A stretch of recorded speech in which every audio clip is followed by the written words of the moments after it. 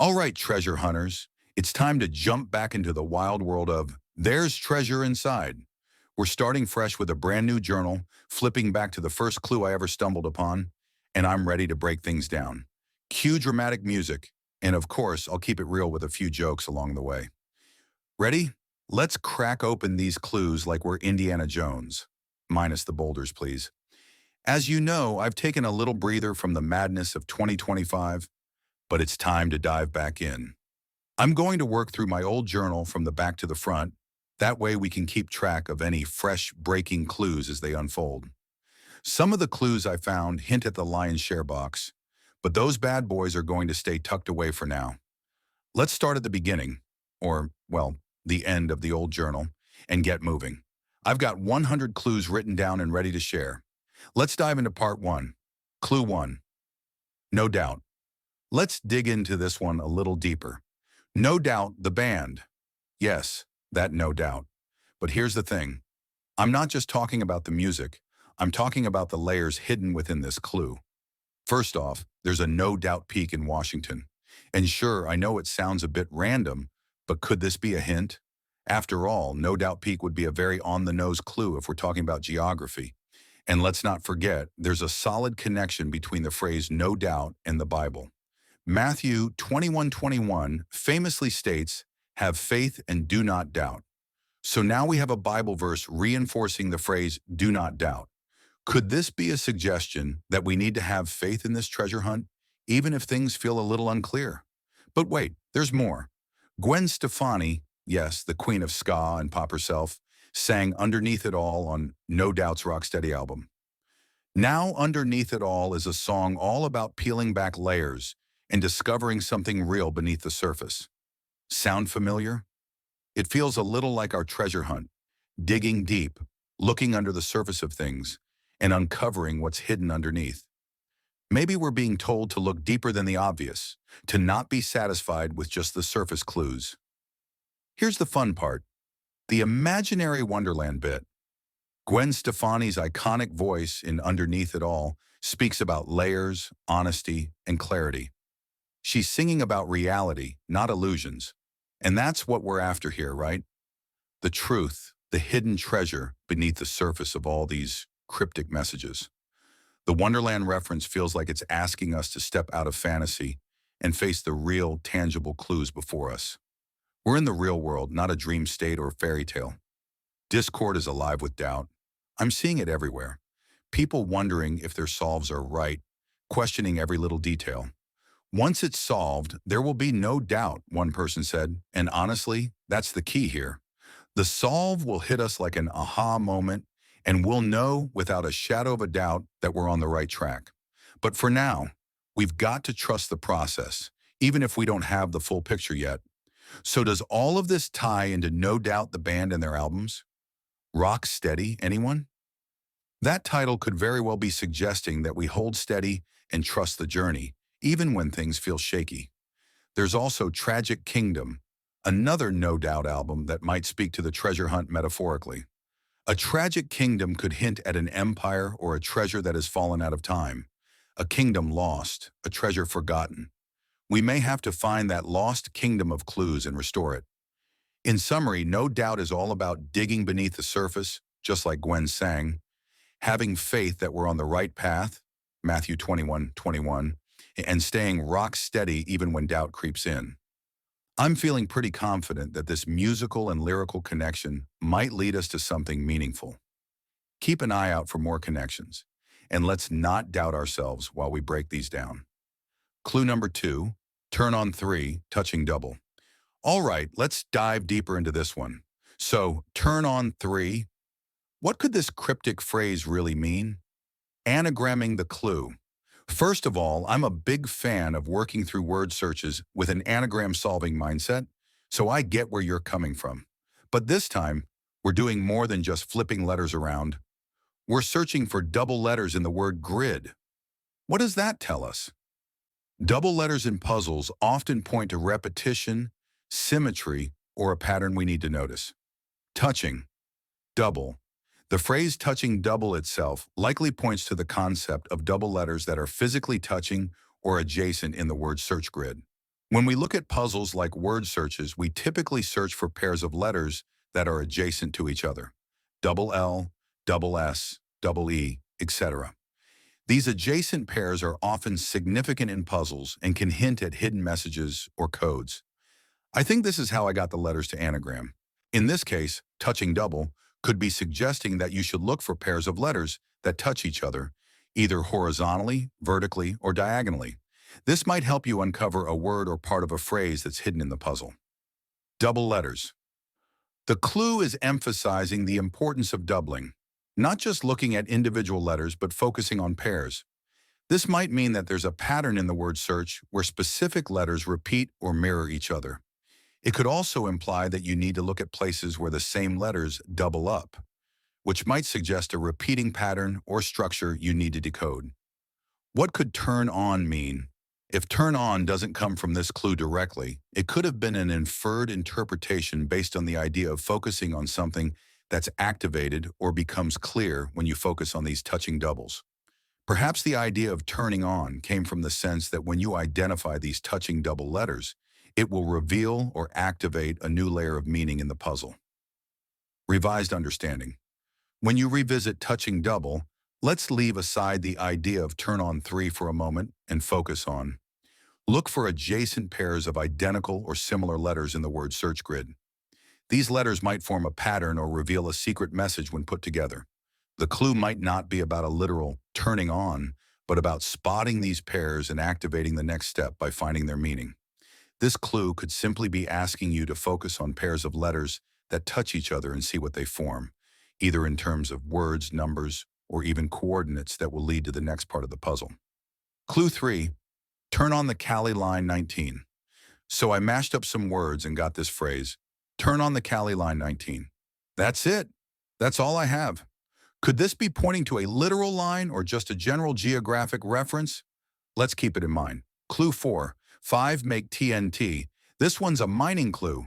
TNT in the middle of the word search? Sounds like we're talking explosives or mining? I'll let that sink in while I grab a snack. Maybe a dynamite snack. Okay, I'll stop. Clue 5, plot points. Shaped plotting anything on a map? Not yet. But hey, we've got plot points and shapes, and if those aren't treasure hunting terms, I don't know what is. Clue 6, over, under, and in between.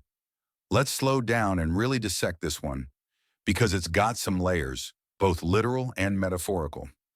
You're on the right track with the Monty Python reference, but let's break it all down more thoroughly, because there could be more than just the comedic bridge scene at play here. Monty Python reference, what's your favorite color? The Monty Python bridge scene you're referencing is from Monty Python and the Holy Grail, where King Arthur and his knights have to answer the bridge keeper's questions to cross the bridge of death. One of those questions is, what is your favorite color? Which seems completely random and absurd, but that's what makes it iconic. The whole scene is about challenges and riddles, and the knights have to think fast to get across safely. It's a classic moment of absurdity, with seemingly random questions that ultimately have no real meaning, except for creating an obstacle that requires quick, clever thinking to overcome. So what does this have to do with our puzzle? Well, just like in the Monty Python scene, the clue may be asking us to focus on the simplest elements, over, under, and in between, and apply them creatively. We may not be looking for straightforward, obvious answers. Instead, we need to think about how to navigate the space between these concepts, just as the knights navigate their answers to pass the bridgekeeper's test. Over, under, and in between. The literal meaning. Let's dig into the basic spatial cues here. Over. This could refer to something physically above something else, a higher position, a place you need to look above to find something, or a clue that involves elevation. In a treasure hunt context, this might involve places or objects that are literally above ground, perhaps higher in elevation or related to an overhang, cliff, or structure. Under, in contrast, under could be about the area beneath. Objects or clues that are buried, hidden under something, or perhaps related to underground locations like caves or tunnels. In puzzles, we often see clues hidden under layers, and in treasure hunts, digging down or Looking below the surface can be key. In between. Now we're talking about the spaces between things. This could indicate a middle point, a gap, or something that's in between two obvious markers. It might point to something that's not quite at the top or the bottom, but somewhere in the middle. And sometimes the most elusive or hidden clues lie in this gray area. Weaving is done over, under, and in between. Now you mentioned weaving, and this is where things get really interesting. Weaving in the context of this clue could refer to the literal intertwining of clues or concepts that need to be pieced together, much like the strands of a woven fabric. Weaving is an overall clue and could point to any of the boxes. Weaving as a metaphor for pattern recognition. When we think about weaving, we often think about two or more threads crossing over each other to form a larger picture. This could mean that the clue is guiding us to recognize patterns in the puzzle that aren't immediately obvious, but form a cohesive structure when put together. If we're looking for something woven, it could be a series of hints or steps that need to be pieced together to reveal the bigger picture. Over, under, between as a weaving technique, the concept of over, under, in between also mirrors how threads are woven. In weaving, one thread goes over another, then under, and creates intersections that form the fabric.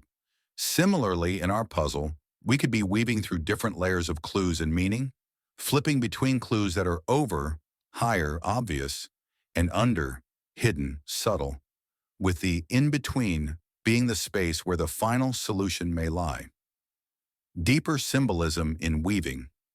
Crossing paths. Weaving suggests intersections, which could mean that the over, under, and in between all connect or interact with each other in unexpected ways. The clues might not be linear or straightforward. They may require us to shift our thinking from a top-down approach to something that considers the relationships between different layers. Interwoven themes. If weaving is a recurring theme throughout the book, then we should start thinking about the themes and clues that could be woven together. These could be symbolic threads that tie together disparate parts of the puzzle, linking elements that seem unrelated at first, but form a coherent whole once connected. For example, a clue that points to under might intersect with a clue pointing to over, creating a deeper meaning when you consider them together. Conclusion. What does this all mean? In short, Clue 6 seems to be suggesting we consider literal and figurative space. The clue is asking us to think about where things are located, over, under, in between, and how those locations affect how we approach the puzzle. Pattern recognition and weaving. The theme of weaving ties everything together, literally and metaphorically. Look for threads that cross and connect. It's about recognizing how these over, under, and in-between elements fit together to form a pattern that leads to the next clue. Mental flexibility. The Monty Python reference is a reminder that the solution may not always be what it first appears. Like the Knight's Challenge, you need to think outside the box and be flexible with how you interpret the clues. You might have to step away from the obvious and look for patterns that weave together different concepts or layers of meaning. So keep an eye out for any woven elements in the puzzle, and think about how the spaces in between, above, and below might point to something bigger. This clue asks us to weave together the clues and pieces in ways we might not have considered yet. It's all about looking for connections that span the entire puzzle, just like a beautifully crafted tapestry. Clue 7, over, under equals 3 thing list. All right, let's dive even deeper into this clue and explore the potential layers and meanings behind it. While you say this may not be the best clue you've written down, there are definitely some intriguing hints packed into the details. The over and under categories. This clue starts with the phrase over-under, which has already been established as an important framework. The earlier clue, Clue 6, introduced us to the idea of space, things that are above, below, and in between. Now this clue seems to expand on that by giving us more structure to focus on, specifically the concept of categorizing things into over and under. Over. In the context of the puzzle, we've already seen that over could refer to things that are higher or on top, the upper levels, bridges, cliffs, things above the ground, or places that are literally above. This could also refer to the idea of something metaphorically or figuratively elevated, such as a higher level of thinking, or even something that's overlooked or higher in significance. Under, on the flip side, the term under could refer to things that are beneath, below, or hidden. It could be clues that are buried, concealed under layers, or even things related to underground spaces, like caves or tunnels. There's also a symbolic connection here, suggesting that something under could be something we need to uncover or dig for. The three-thing list. Now we get to the interesting part of the clue, three-thing list. Why three? The number three is often a significant number in puzzles and clues. It's a number of completion, as seen in common patterns, three steps, three chances, etc. In many cultural references, the number three is symbolic of balance, perfection, or a sequence, beginning, middle, end. It's also a common number in riddles and clues to form a pattern or sequence that leads to the solution. Three might indicate that we need to look for three distinct elements, three stages, or something in three parts. The idea of a list suggests that we should create categories or groupings of things that fit the over or under descriptions. What if there are three major categories of items that match the over and under themes, and we need to find clues that fit into those categories? For example, over could correspond to bridges, mountains, and high places, while under could be related to caves, rivers, and buried objects. We might need to identify three things that match each category: objects, clues, or locations that fit into either the over or under space, interpreting three-thing list as a sequence. Another way to look at three-thing list is that it might represent a sequence of steps we need to follow.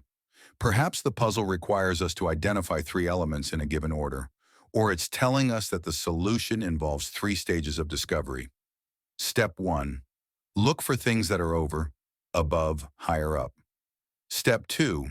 Look for things that are under, below, hidden. Step 3. Find something in between, or perhaps a combination of the two.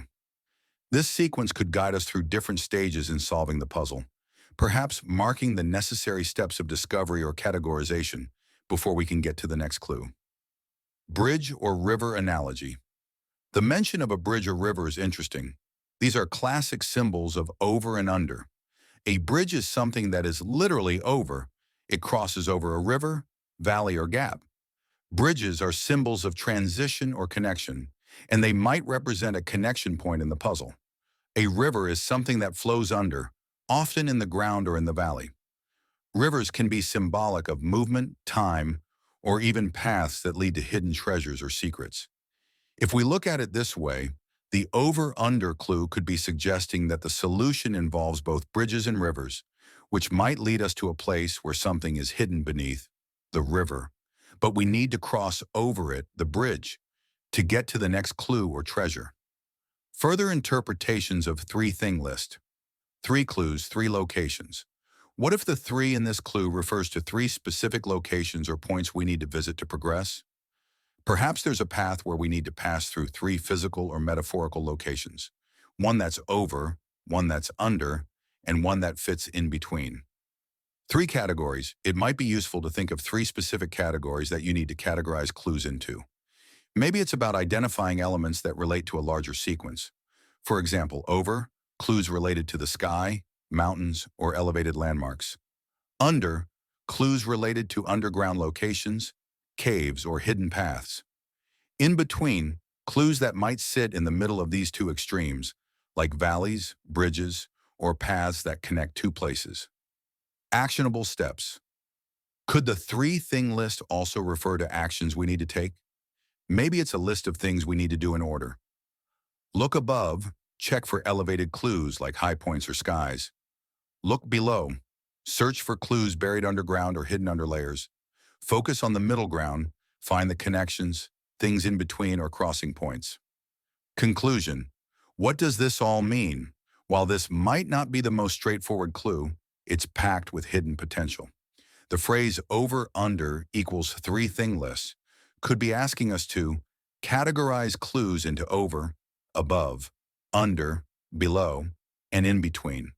Focus on the number three which may refer to a sequence or grouping of clues.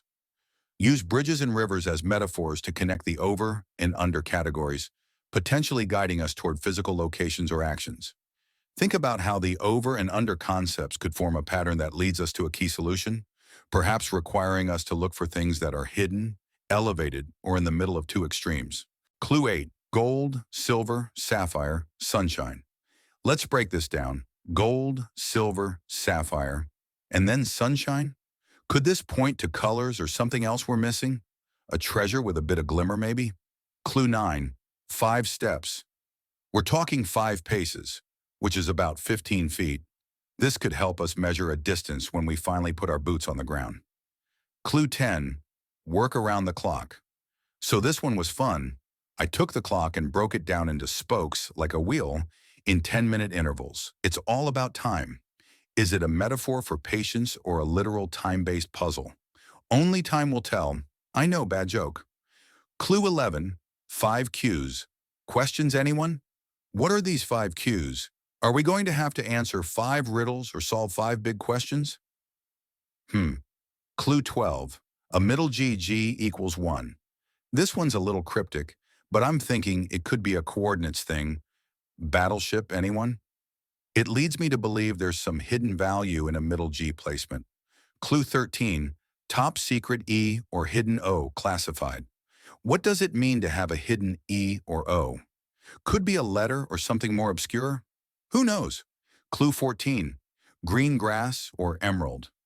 Could this be a clue about color, or is there more to it? Maybe the green grass of a specific place, or maybe an emerald stone? Stay tuned. Clue 15. We know to join the pairs. Join the pairs. Could this be referring to matching coordinates or something else in the word search that requires pairing up? Clue 16. Line them up. I wrote 5 are there for this one. Could we be lining up markers on a trail or counting specific objects? It's a bit vague, but that's the treasure hunt magic for you. Clue 17. Just count. Could this be related to boots on the ground? Maybe counting specific objects or counting the number of clues. Clue 18. Helpful words or red herrings? Words like ERIE, CALI, BLM, NEVADA, NEON, UTAH, and TNT keep popping up in the word search. Could these be helpful, or are they just to throw us off? Time to do some digging on these. Clue 19. Coming in strong with strong to steam. What are we talking about here? A waterfall? A river? Could it be a trail with strong in the name? Or does it all circle back to Neil Armstrong? Clue 20. Hidden face on the box. I thought I saw a hidden face on the box. Could it be Lincoln or an Indian? Or maybe just an optical illusion? One can never be too sure with this book. Clue 21. Welcome to word search. Could this clue be referring to a sign, like a welcome to town or state sign? And hey, there's also the word arch in word search, which keeps popping up like a broken record. Clue 22. The cryptogram. Chapter 26 talks about the Super Bowl in Dallas, October 5th. It's a rabbit hole, folks, but we're not going to stray too far from the trail. Clue 23. Tetris game. Is Tetris the second game referenced in the puzzle? The date, June 6, 1984, keeps popping up. Could it be connected? Clue 24. 3 squared. This one is a mathematical clue. 3 and 9 gives us 39 degrees north. What do you think? Could be a location, or maybe just a triangle. 3 squared equals triangle. Clue 25. Tahoe Rim Trail. This one's a specific trail, 19EOO. We're going to have to dig into that one.